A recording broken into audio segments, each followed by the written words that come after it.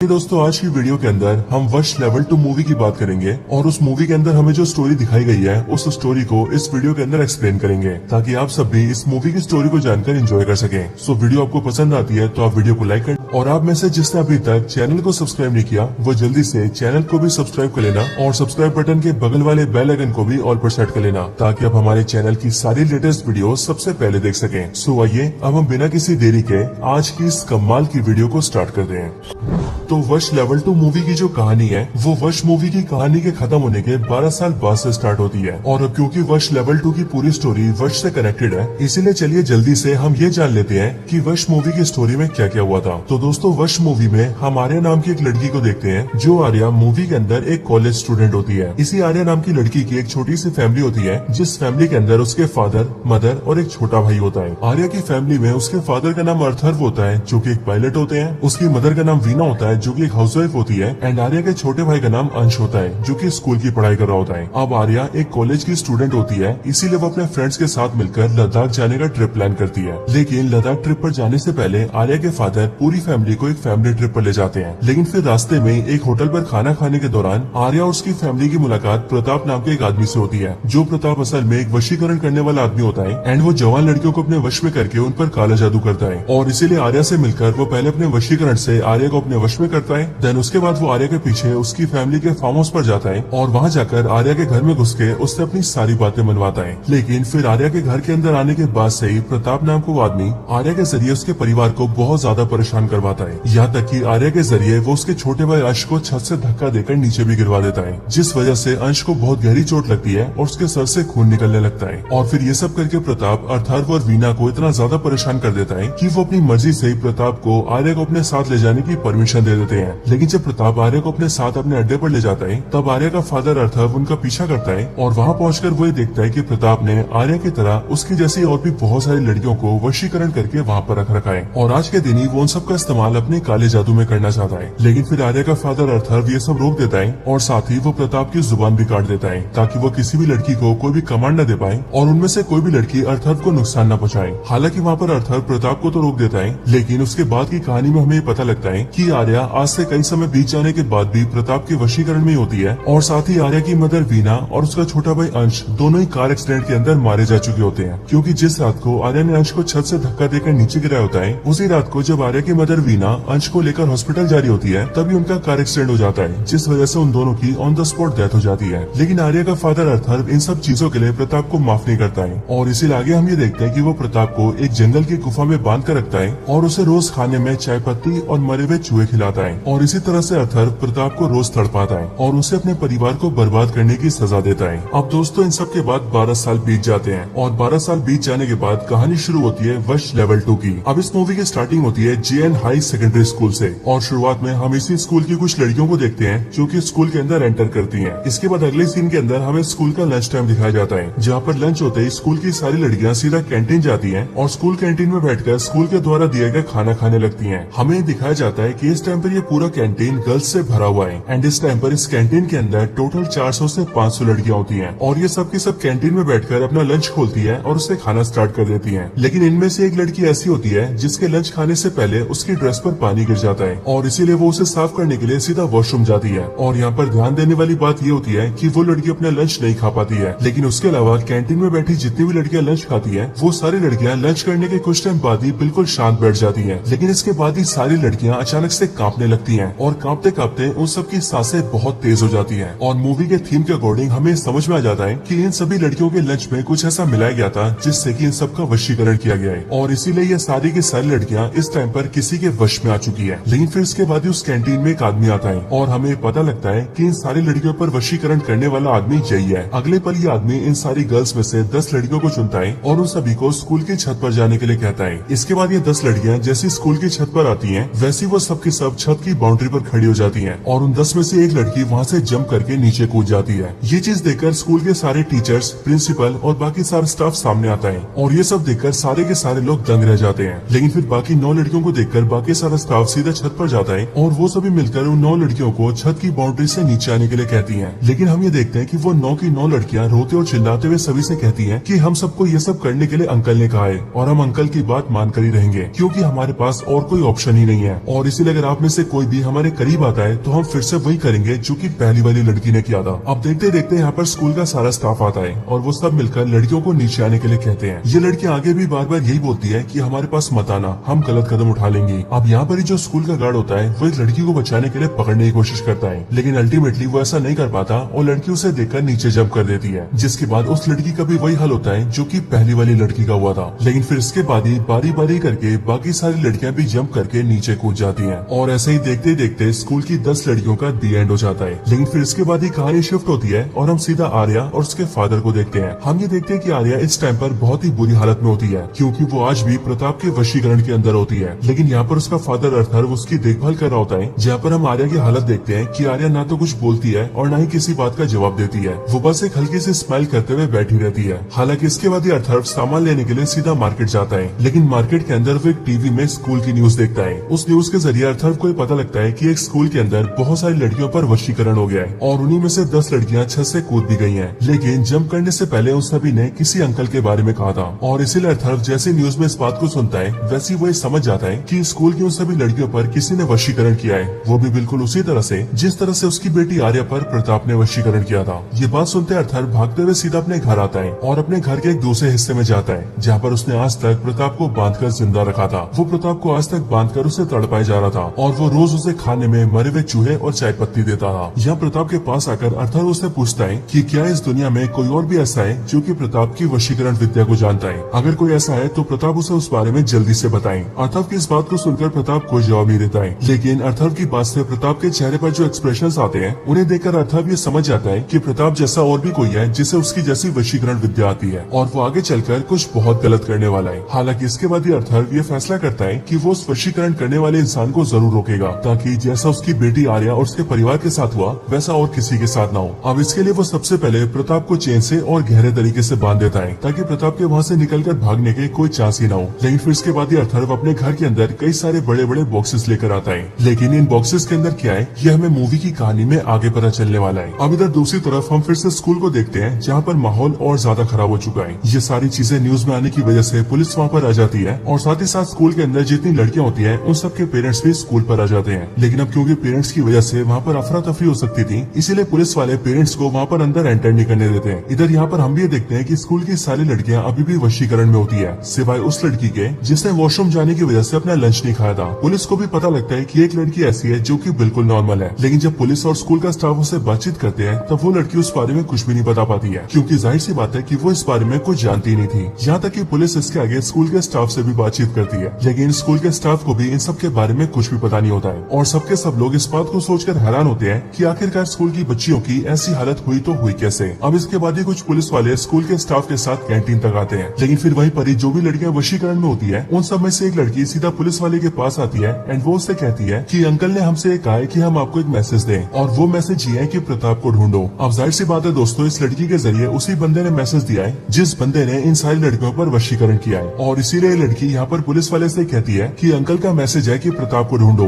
वरना पूरे शहर की हालत खराब कर दी जाएगी। अब दोस्तों यहाँ से ये बात क्लियर हो जाती है कि जो आदमी इस पूरे वशीकरण को कर रहा है वो न सिर्फ प्रताप को जानता है बल्कि वो प्रताप का करीबी भी है और हो न हो किसी खास रीजन की वजह से वो प्रताप को ढूंढना चाहता है। लेकिन अब क्योंकि वो खुद से प्रताप को नहीं ढूंढ पाया होगा इसीलिए प्रताप तक पहुँचने के लिए उसने स्कूल की सारी बच्चों का सहारा लिया है। हालांकि यहाँ पर पुलिस वाले इस बात को सोच रहे होते हैं कि आखिरकार ये प्रताप नाम का आदमी है कौन, लेकिन इतने में हम ये देखते हैं कि वहाँ बैठी कुछ लड़कियां अचानक से खड़ी होती हैं और वो चिल्लाते हुए भागने लगती है, जिसके बाद वो जल्दी से पहले पुलिस वालों को धक्का देती है, देन स्कूल के स्टाफ को धक्का देके वो सीधा कैंटीन से बाहर निकल जाती है। इसके बाद वो सारी लड़कियां सीधा पेरेंट्स पर भी हमला करती है और वहाँ से सीधा स्कूल से बाहर निकल जाती है। जिसके बाद जितनी लड़कियां स्कूल से बाहर निकली होती है वो सबके सब मिलकर पूरे शहर में लोगों पर हमला करने लगती है। जैसे कि कोई लड़की बाइक पर जाने वालों को मारती है, कोई लड़की बस में घुसकर उसके ड्राइवर को मार देती है जिससे बस ठुक जाती है और कोई लड़कियां तो कार वालों को रोककर उन्हें भी मारने लगती हैं। और इस तरह से स्कूल की लड़कियां जो कि वशीकरण में थी वो देखते देखते शहर के काफी लोगों की जान भी ले लेती हैं। इसके बाद ये सब देखकर पुलिस जल्दी से पूरे शहर के लोगों को घर के अंदर रहने के लिए कहती है और शहर के सारे लोगों को एडवाइस दिया जाता है कि जिस स्कूल की लड़कियां ये सब कुछ कर रही है उस स्ट्रेस की लड़कियों से दूर रहें क्योंकि इस टाइम पर वो लड़कियां उनके साथ कुछ भी कर सकती हैं। हालांकि इन सब के साथ ही न्यूज के जरिए ये भी बताया जाता है कि ये सारी लड़कियां किसी प्रताप नाम के आदमी को ढूंढने की बात कर रही हैं। हालांकि इन सब के बाद ही हम ये देखते हैं कि जो पुलिस वाले होते हैं वो बाहर खड़े पेरेंट्स को अंदर आने देते हैं, जिसके बाद वो सारे पेरेंट्स अपनी अपनी बच्चियों से मिलते हैं। यहाँ सभी पेरेंट्स अपनी बच्चियों को समझाते हैं कि आखिरकार वो ये सब सब क्यों कर रही है। लेकिन अब क्योंकि ये सारी लड़कियां वशीकरण में होती है, इसीलिए वो ना तो अपनी पेरेंट्स की बात सुनती है और ना ही कोई भी बात मानती है। लेकिन फिर इन सब के बीच ही एक लड़की खड़ी होती है और वो सभी पुलिस वालों से कहती है कि अब उनके पास सिर्फ 5 मिनट है और अगर 5 मिनट के अंदर प्रताप को नहीं ढूंढा गया तो फिर से कुछ बहुत ही गलत होगा। अब इस बात को सुनकर सभी पुलिस वाले और स्कूल का स्टाफ काफी ज्यादा डर जाते हैं। लेकिन फिर अगले पल स्कूल के उस कैंटीन में एंट्री होती है अर्थर्व की,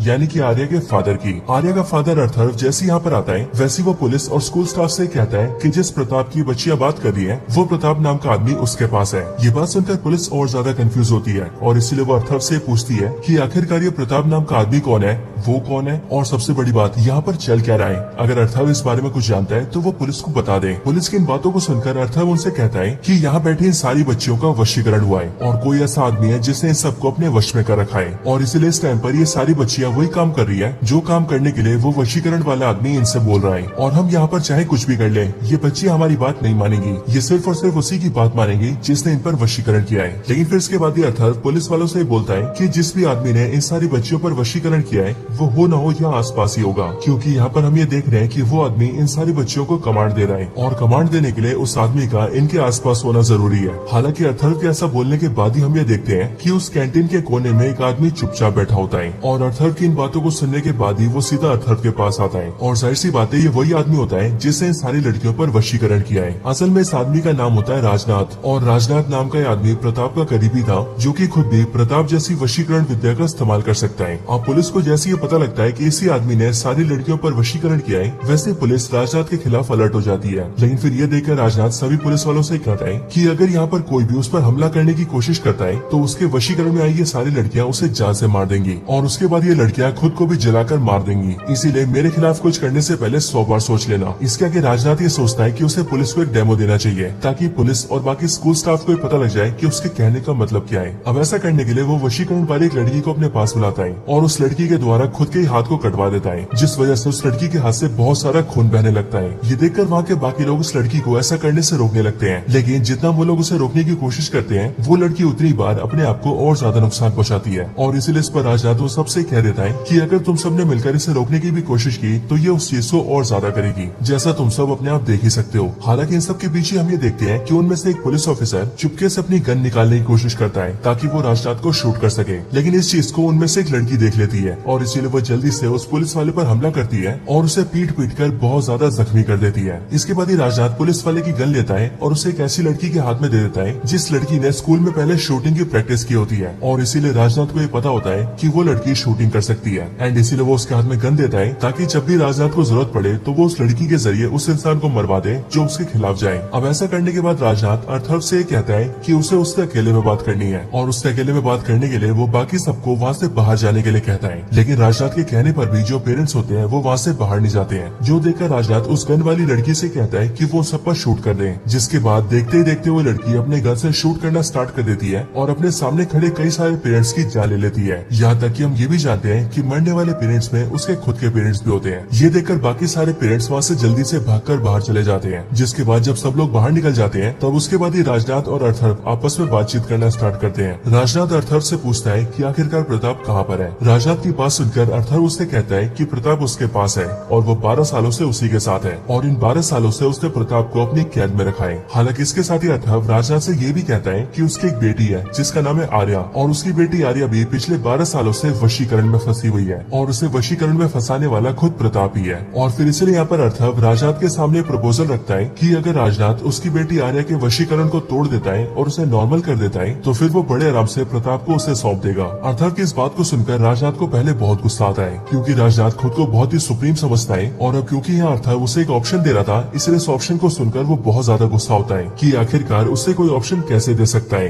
हालांकि राजनाथ के पास और कोई ऑप्शन होता भी नहीं है, इसीलिए वो अर्थर्व की बात मान लेता है और फिर आगे वो अर्थर्व को प्रताप के बारे में बताना स्टार्ट करता है। वो अर्थर्व से कहता है कि प्रताप उसका गुरु है क्योंकि उसने इस वशीकरण की विद्या को प्रताप से ही सीखा है और इसीलिए वो प्रताप को अपने बड़े भाई जैसा भी मानता है। हालांकि दोस्तों यहाँ पर राजनाथ के मन में काफी बड़ा सवाल होता है और वो सवाल ये होता है कि प्रताप जैसा आदमी जो कि वशीकरण के मामले में उसका भी गुरु है, उसे अर्थव जैसे एक मामूली आदमी ने कैसे हरा दिया। लेकिन अब क्योंकि यहाँ पर उसे किसी भी कीमत पर प्रताप चाहिए था, इसीलिए वो अर्थव की शर्त के लिए हाँ कहता है एंड वो उसे कहता है कि वो उसके कहे अनुसार उसकी बेटी के वशीकरण को तोड़ देगा, जिसके बाद ये अर्थव शर्त के अनुसार प्रताप को उसे सौंप देगा। अब राजनाथ को अर्थव के साथ उसके घर जाना होता है क्योंकि उसने वहीं पर ही प्रताप को अपनी कैद में रखा था। और अब ऐसा करने के लिए राजनाथ स्कूल की प्रिंसिपल से ये कहता है कि वो जल्दी से स्कूल की बसेस को अरेंज करे, क्योंकि वो स्कूल के बसेस के अंदर इन सारी लड़कियों को डालकर अपने साथ ले जाएगा। और इसके साथ ही राजनाथ सबसे ये भी कहता है कि कोई भी गलती से भी उसका पीछा न करे, क्योंकि अगर कोई भी उसे ट्रैक करते हुए उसके पीछे आया तो फिर अंजाम बहुत बुरा होगा। और फिर इसके बाद ही राजनाथ सारी बच्चियों को स्कूल की बसेस में डालता है और खुद भी अर्थव के साथ बस में आ जाता है, जिसके बाद वो सब के सब निकल जाते हैं अर्थव के घर की ओर। अब स्कूल से अर्थव के घर जाने के दौरान रास्ते में अर्थव और राजनाथ के बीच कई सारी बातें होती है और इन दोनों की इसी बातचीत से हमें काफी सारी बातें पता लगती है। सबसे पहले तो हमें ये पता लगता है कि अर्थव ने प्रताप को 12 सालों से कैद में रखा है, जिसका मतलब प्रताप 12 सालों से गायब है। तो इसीलिए राजनाथ ने प्रताप को उस टाइम ढूंढने की कोशिश क्यों नहीं की और अब क्यों आखिरकार वो 12 साल बाद उसे ढूंढने आया है। इस चीज के जवाब में हमें ये पता लगता है कि राजनाथ की प्रताप से कई बार फोन पर बातचीत होती थी, लेकिन फिर अचानक से प्रताप ने राजनाथ का फोन उठाना बंद कर दिया। ये चीज देखकर राजनाथ ने प्रताप से मिलने की कोशिश की, लेकिन राजनाथ ये जानता था कि प्रताप के अड्डे पर उसकी वशीकरण की बहुत सारी लड़कियां हैं जो कि शायद से अचानक से उसे वहाँ पर देखकर उस पर हमला कर सकती हैं। लेकिन तब भी हिम्मत करके राजनाथ कुछ समय बाद प्रताप के पास गया, बट वहाँ जाकर उसने देखा कि वहाँ पर ना तो प्रताप है और न ही उसकी वशीकरण वाली लड़कियां हैं। ये देखकर पहले राजनाथ को ऐसा लगा कि शायद से प्रताप किसी सिद्धि को पाने गया है, क्योंकि इससे पहले भी कई बार प्रताप अकेले में तप कर चुका है और उससे कई सारी सिद्धियां प्राप्त कर चुका है। यहाँ तक कि राजनाथ ये भी जिक्र करता है कि एक बार तो प्रताप एक ऐसा तप करने गया था जिस तप को उसने 2.5 साल तक किया था और 2.5 साल करने के बाद उसने एक बहुत ही बड़ी सिद्धि हासिल की थी। और इसीलिए राजनाथ को ऐसा लगा कि हो न हो प्रताप इस बार भी किसी सिद्धि को हासिल करने गया है। लेकिन जब बहुत साल बीत जाने के बाद भी प्रताप वापस नहीं आया, तब राजनाथ को ये समझ आ गया कि हो न हो कुछ तो गड़बड़ है और इसीलिए आज से 2 साल पहले उसने प्रताप को खुद से ढूंढना शुरू किया। लेकिन बहुत दिनों तक ढूंढने के बाद भी उसे प्रताप कहीं नहीं मिला और फिर इसीलिए आखिर में उसने ये फैसला किया कि अब वो अपनी शक्तियां इस्तेमाल करके प्रताप को ढूंढेगा। हालांकि राजनाथ ये जानता था कि उनकी इस विद्या को पब्लिकली इस्तेमाल करने की मनाही है, लेकिन अब क्योंकि राजनाथ को किसी भी हाल में प्रताप को ढूंढना ही था, इसीलिए उसने मजबूरी में आकर इस विद्या का सबके सामने इस्तेमाल किया, जिसके बाद उसने सारी चीजों की प्लानिंग करके स्कूल की सारी लड़कियों के ऊपर वशीकरण किया। और फिर उसके बाद जो भी कुछ हुआ उस बारे में हम सभी जानते हैं। हालांकि इसके बाद ही हमें इस बात का भी पता चलता है कि आखिरकार राजनाथ को प्रताप चाहिए क्यों, यानी कि आखिरकार वो ऐसी कौन सी वजह है जिस वजह से राजनाथ प्रताप से मिलने के लिए इतना ज्यादा बेसब्र हो रहा है। अब इस सवाल के आंसर में हमें ये पता लगता है कि जो प्रताप था वो राजनाथ का गुरु था और राजनाथ ने जो भी विद्या सीखी थी वो सारी उसने प्रताप से ही सीखी थी। और जाहिर सी बात है कि गुरु हमेशा चेले से ज्यादा ज्ञानी होता है और इसीलिए राजनाथ ने प्रताप से बहुत सारी विद्या तो सीखी थी,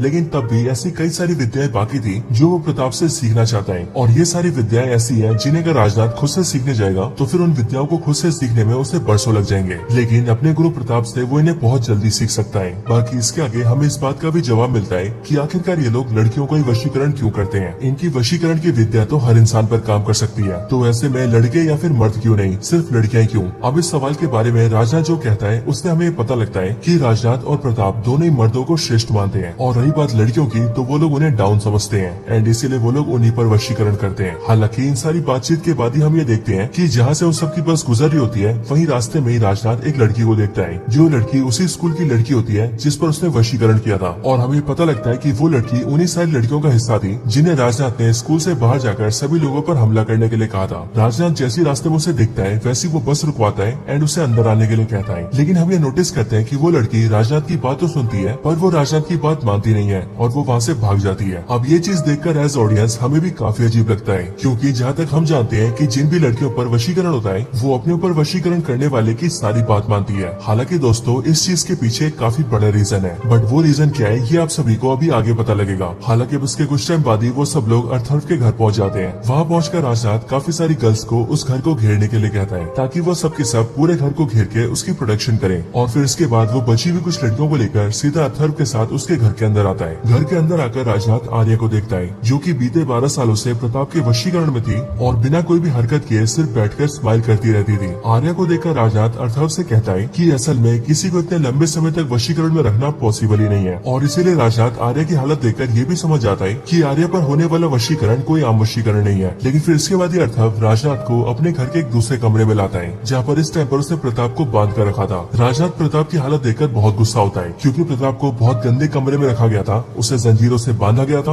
और तो अर्थव ने प्रताप के मुंह को भी बांधा हुआ था। राजनाथ अर्थर पर काफी गुस्सा करता है, लेकिन वो ये जानता था कि अर्थर उसे प्रताप को यहाँ से तभी ले जाने देगा जब वो उसकी बेटी आर्या का वशीकरण तोड़ेगा। अब आर्या के वशीकरण को तोड़ने के लिए राजनाथ अर्थर से कहता है कि जब भी कोई किसी पर वशीकरण करता है तो पास रहकर ही उनका वशीकरण स्ट्रॉन्ग रहता है, और इसीलिए अगर वशीकरण करने वाला और जिस पर वशीकरण हुआ हो वो दोनों एक दूसरे से दूर हो जाएं, तो उनके दूर होते ही वशीकरण कुछ ही घंटों में टूट जाएगा। एक बार दूर होने के बाद ही ये वशीकरण 3-4 घंटे में ही टूटना स्टार्ट हो जाता है। और इसीलिए दोस्तों यहाँ से हमें वो बात भी क्लियर हो जाती है कि आखिरकार राजनाथ को रास्ते में मिलने वाली वो लड़की राजनाथ की बात क्यों नहीं मान रही थी, क्योंकि एज ऑफ कोर्स वो लड़की कई घंटों तक राजनाथ से दूर थी, जिसकी वजह से लड़की पर होने वाला वशीकरण या तो टूट चुका था या फिर बहुत कमजोर हो चुका था, और इसीलिए उस लड़की ने राजनाथ की बात नहीं मानी थी। अब यहाँ पर रही बात आर्या की, तो उसको लेकर हमें पता लगता है कि प्रताप का किया गया वशीकरण राजनाथ के वशीकरण से काफी स्ट्रॉन्ग होता है, लेकिन तब भी किसी भी हालत में प्रताप का वशीकरण भी 12 सालों तक नहीं टिक सकता। इसीलिए आर्या के वशीकरण को भी कुछ ही घंटों में टूट जाना चाहिए था। लेकिन फिर इसके आगे राजनाथ अर्थव से कहता है कि अगर प्रताप का किया गया वशीकरण इतना लंबा टिका है तो उसका रीजन सिर्फ एक ही हो सकता है, और वो रीजन है ऋण, यानी कि उधार। राजनाथ अर्थव से कहता है कि तुम्हारे ऊपर प्रताप का कोई ना कोई उधार है, और उसी उधार की वजह से यानी कि उसी ऋण की वजह से तुम्हारी बेटी की ये हालत अभी तक है, और अब इसीलिए तुम जैसे प्रताप का ऋण उतार दोगे वैसी तुम्हारी बेटी आर्या भी बिल्कुल ठीक हो जाएगी। अब ये बात सुनकर अर्थव थोड़ा सा कंफ्यूज हो जाता है, क्योंकि उसके हिसाब से उस पर प्रताप का कोई उधार नहीं था। लेकिन थोड़ी देर सोचने के बाद ही अर्थव को याद आता है कि जब वो प्रताप से होटल में पहली बार मिला था तब उस टाइम पर उसके पास खुले पैसे नहीं थे, और इसीलिए उस टाइम पर प्रताप ने अर्थव के चाय के 10 रुपए दिए थे। सो अब यहीं से हमें ये बात पता लगती है कि असल में अर्थव पर प्रताप का यही वो 10 रुपए का ऋण है, जिस ऋण की वजह से आर्या 12 सालों से प्रताप के वशीकरण में है।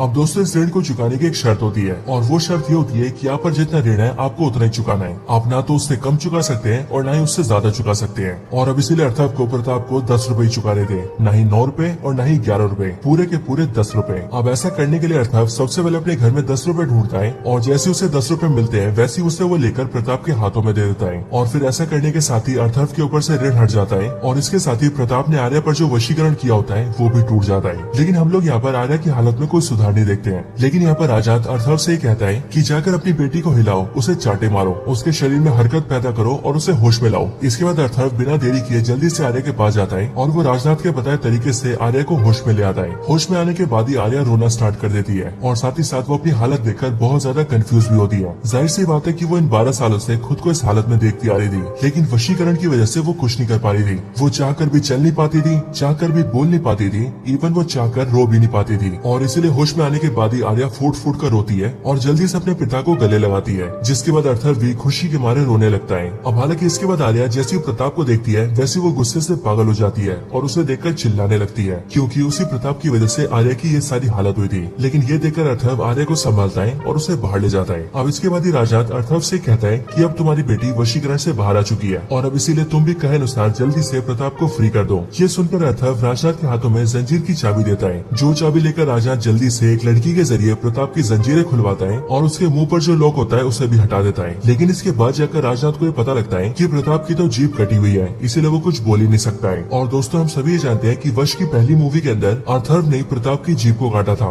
और उसी वजह से वो उससे हरा भी पाया था। लेकिन अब प्रताप की यह हालत देखकर राजनाथ को बहुत ज्यादा गुस्सा आता है, क्योंकि अब प्रताप उसके किसी भी काम का नहीं था। असल में उनकी ये जो विद्या थी वो मुंह जुबानी से ही चलती थी, और प्रताप राजनाथ को जो भी विद्या सिखाता वो भी मुंह से ही सिखाता। लेकिन अब क्योंकि प्रताप कुछ बोल ही नहीं सकता, इसीलिए वो राजनाथ के किसी काम का नहीं है। अब ये देखकर राजनाथ ये समझ जाता है कि अर्थव ने उसे धोखा दिया है। उसने उससे ये बात छुपाई कि उसने प्रताप की जीभ काट रखी है, एंड उसने उसका इस्तेमाल करके अपनी बेटी आर्या को वशीकरण से फ्री करवा लिया। अब इस बात से आग बबूला होकर वो अर्थव और उसकी बेटी आर्या दोनों पर अटैक करता है, एंड इसके बाद वो अर्थव से ये कहता है कि अपनी जिस बेटी के लिए उसने इतना कुछ किया वो उसकी उसी बेटी को अपने साथ ले जाएगा, और उसे आर्या से दूर करके उसे जिंदगी भर तड़पाएगा। अर्थव से ये चीज कहते हुए राजनाथ उस पर हमला कर रहा होता है और उसे पीट रहा होता है। लेकिन अर्थव पिटने के दौरान भी राजनाथ से यही बोलता है कि तुमने मेरी बेटी को वशीकरण से ठीक किया है, और इसीलिए मैं तुम्हें एक मौका दे रहा हूँ, तुम चाहे तो यहाँ से जा सकते हो। लेकिन हाँ, मेरी बात याद रखना, अगर तुमने मेरी बेटी के साथ कुछ भी किया या उसे अपने साथ ले जाने की कोशिश भी की तो मैं तुम्हारा भी वही हाल करूंगा जो मैंने प्रताप का किया था। लेकिन यहाँ पर हम ये देखते हैं कि राजनाथ अर्थव की कोई बात नहीं मानता, और वो ये सोचता है कि वो अपनी सारी लड़कियों की मदद से अर्थव को जान से मरवा देगा, और फिर उसके बाद वो आर्या को अपने साथ ले जाएगा। लेकिन अब यहाँ पर राजनाथ कुछ करता कि उससे पहले हम ये देखते हैं कि अर्थव ने अपने हाथ में एक स्मार्ट वॉच पहनी होती है, और इसीलिए वो जल्दी से उसके अंदर एक बटन दबाता है, एंड उसके बटन क्लिक करते हम ये देखते हैं कि उसके पूरे घर में बड़े बड़े स्पीकर से एक बहुत ही तेज साउंड निकलने लगती है। ये वाली साउंड एक अल्ट्रा फ्रीक्वेंसी की साउंड होती है, जिस वजह से साउंड के कारण किसी भी लड़की का कुछ भी सुन पाना पॉसिबल नहीं होता, और सारी लड़कियां अपने कान को ढकने लगती हैं। एंड इसीलिए हम ये देखते हैं कि राजनाथ यहाँ पर लड़कियों को जो भी कमांड देता है वो कमांड लड़कियां सुन ही नहीं पाती हैं। हालांकि अब यहाँ पर हमें ये बात भी पता लगती है कि मूवी के शुरुआती सीन में अर्थव ने जो बड़े बड़े बॉक्सेस निकाले थे उन सारे बॉक्सेस में उसने बड़े बड़े स्पीकर्स ही रखे थे और उन सारे स्पीकर्स का इस्तेमाल करके अर्थव क्या करना चाहता था वो हमने यहाँ पर देख ही लिया है। अब अर्थव ये नोटिस करता है कि ये उसके लिए सबसे बढ़िया मौका है और इसीलिए वो जल्दी से खड़ा होता है और एक बोतल राजनाथ के सर पे मारकर उसे बेहोश कर देता है। इसके आगे जब राजनाथ को होश आता है तब वो ये देखता है कि वो भी प्रताप की तरह बिल्कुल जंजीरों से बंधा हुआ है और इस टाइम पर अर्थव उसके सामने खड़ा होता है जिसने की बिल्कुल प्रताप की तरह राजनाथ की भी जीप काट दी होती है। और अब इसीलिए यहाँ पर हम ये देखते हैं कि अर्थव ने प्रताप की तरह राजनाथ को भी हरा दिया है और अब ये दोनों के दोनों अर्थव के कब्जे में है। बाकी इसके बाद हम ये देखते हैं कि जो भी स्कूल की बच्चियां राजनाथ के वशीकरण में थी